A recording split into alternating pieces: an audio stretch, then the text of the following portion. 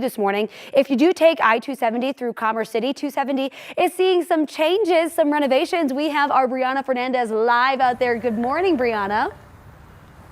Hey, good morning, Lauren. So I-270 will be getting a makeover here. That's supposed to start in 2026. Right now, what CDOT is doing is that they're working on a couple of designs. They're bringing it to the public and they're asking, hey, what do we need? What do we need to improve along I-270 between I-70 and I-25? So take a look at your screen. This is the stretch along I-270. The project would improve a couple of things. Traffic flow, the on and off ramps. It would also enhance bicycle and pedestrian connectivity across the corridor, widen shoulders, plus replace bridges. According to CDOT, this is actually the only interstate in our state that has ever received an upgrade. 12 of the bridges are considered to be in poor condition. 8 of those located between Vasquez and York Street are declining. So I-270 was built back in the 60s. It has traffic volume has grown over time, so more than 100,000 travelers come through here daily. Roughly 10% of those are freight trucks. CDOT says the corridor carries far more traffic than it ever was designed for. The number one issue is congestion.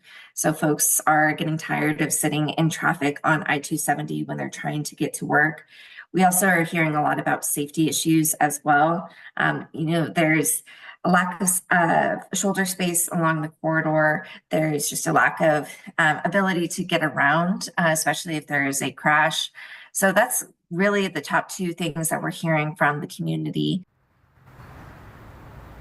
The public is invited to attend to learn more about the I-270 project, talk with team members, and share their feedback as well. So there's going to be an in-person open house at Eagle Point Recreation Center. That's happening next Wednesday from 5 to 8 p.m. Then another one on Saturday, February 1st from 9 a.m. till 12 p.m. And there's also going to be 2 virtual openings available January 30th and February 4th. So CDOT hopes to have that final design of that improvement project by fall of 2026, and then construction will start shortly after. And you guys, we've been here all morning and we have seen pockets of slowdown. So I'm sure if you're traveling down I-270, you definitely want to see major improvements happen along this corridor. For now, I'm live here in Commerce City. Brianna Fernandez for 9 News. And I'm sure people want to voice their opinions about how that's done. Brianna, thank you. Today, a Mountain View town councilor who is accused of shooting a teenager in the face is set to be arraigned. The Jefferson County Sheriff's Office says Brent Metz shot a 17-year-old boy near Conifer in September of last year. Investigators say that the teen and his friend were on private property trying to ask if they could take homecoming pictures there. The teenager who was shot survived. Right now, King Soopers workers in several Colorado cities are working without a contract. The union that represents them says it's planning strike votes for next week. Negotiations have been ongoing for roughly 3 months, but they ended Friday without a deal. This week, the union announced it will hold strike vote meetings next Wednesday and Thursday. An actual strike could happen a few weeks after that vote. Thousands of Costco workers could soon hit the picket lines as part of a nationwide strike against the retailer. About 18,000 workers are preparing for the strike across 5 states on February 1st, although it's not clear which states those are. The Teamster union authorized the strike unless a new deal is reached before the end of this month. Workers are asking for better wages and benefits. Now let's take a live look right now at the White House. This morning we are entering President Donald Trump's first full day in office of his second term, and he wasted no time during his first day signing a slew of executive orders. One of those targets birthright citizenship. The birthright citizenship executive order applies to children who are born after 30 days of the measure. However, since birthright citizenship is part of the Constitution, it would need to be addressed by the courts or by a congressional amendment to change it. Our legal expert joins us in the next half hour with more on this and why it faces an uphill battle. Trump also signed an order to withdraw the U.S. from the World Health Organization. He has long been critical of the United Nations Health Agency. In his executive order, he cites the organization's mishandling of the COVID-19 pandemic and other global health crises. It takes a year to fully withdraw from the body, and the U.S. is obligated to continue funding for the year. But many health experts believe Trump will start unraveling U.S. engagement and funding now.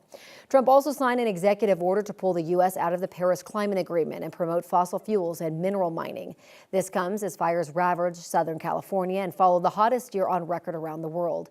Trump intends to streamline the permitting and review process that, according to his press office, imposes undue burdens on energy production and use.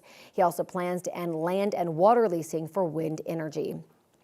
We continue to follow any more executive orders President Trump will sign in the following days. So what is an executive order? Well, it's a directive to agencies like the Department of Homeland Security and Immigration and Customs Enforcement, instructing those agencies how to enforce the laws. Since 1937, there have been thousands of executive orders signed by presidents. Some are more simple, like giving federal workers a day off. Some, though, are more controversial, like President Franklin D. Roosevelt's order that led to Japanese internment during World War II.